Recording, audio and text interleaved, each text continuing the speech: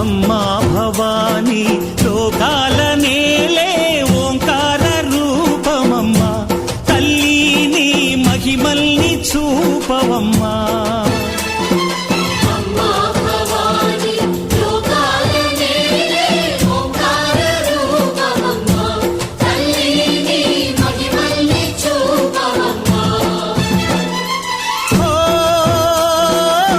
సృష్టికే దీపమా, శక్తికే మూలమా, సింహరథమే నీదమ్మా.